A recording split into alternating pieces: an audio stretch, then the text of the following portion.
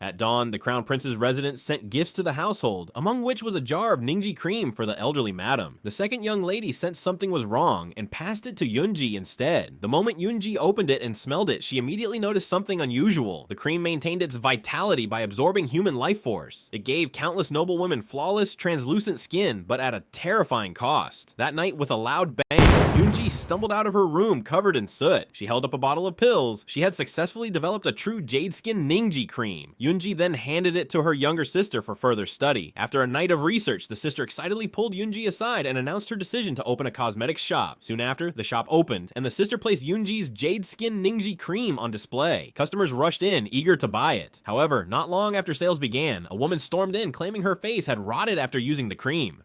Onlookers murmured and argued, tension rising until a fight broke out. In the chaos, the woman's jar of cream fell to the ground. The younger sister picked it up, smelled it, and immediately recognized that it was not from the shop. She insisted on going verify it. Realizing her scheme was about to be exposed, the woman suddenly attacked from behind, stabbing the younger sister with a hairpin, and grabbed the fake cream and fled. When Yunji heard what had happened, she rushed back to the residence to treat her sister's wounds. During the treatment, she discovered that the hairpin was poisoned, and the poison was identical to one from Lingyao Peak many years ago. Realizing this, she understood that the culprit was an old acquaintance, and that this person was now in the Crown Prince's residence.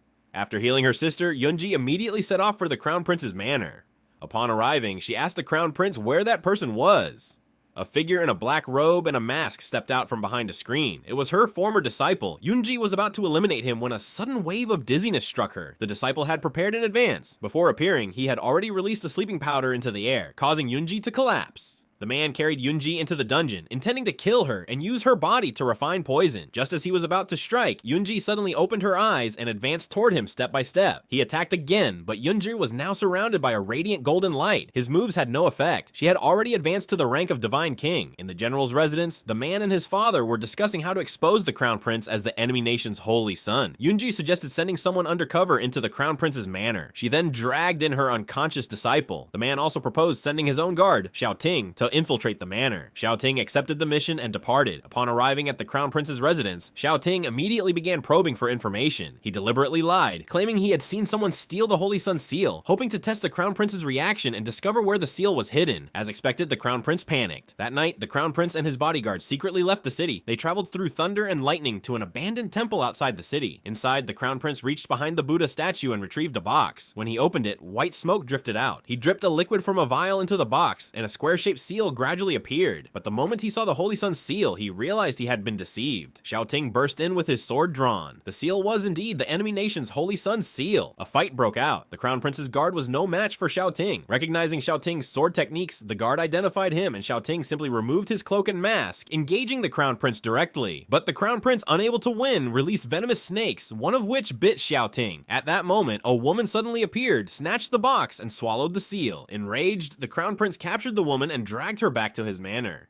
In the Crown Prince's manor, the prince seized the woman by the throat, trying to force her to spit out the Holy Sun seal, but the woman had already gone mad. Furious, the Crown Prince dragged her into the dungeon, intending to cut open her stomach and retrieve the seal. Just as he was about to strike, the Emperor arrived and stopped him. The Crown Prince knelt, calling out, "Father!" But the Emperor struck him on the head with a stone. Enraged, the Crown Prince tried to kill the Emperor, shouting, "So what if you know my true identity? The evidence has already been swallowed." At that moment, the woman suddenly rolled over and rose to her feet. She pulled the Holy Sun seal from her sleeve and handed it to the Emperor. She had never swallowed it. She only pretended to, hiding it in her sleeve to deceive the Crown Prince. Furious, the Crown Prince tried to silence them all. He lunged at the Emperor with his sword. The seventh prince threw himself forward, blocking the blow. The Crown Prince stabbed even deeper, gravely injuring both the seventh prince and the Emperor. Almost instantly, the man and Yunji arrived and subdued the Crown Prince. But the blade was poisoned. Thanks to the pill Yunji had given him earlier, the seventh prince survived. The Emperor, however, could not be saved. In his final moments, the Emperor abolished the Crown Prince's title and named the seventh prince as the new emperor.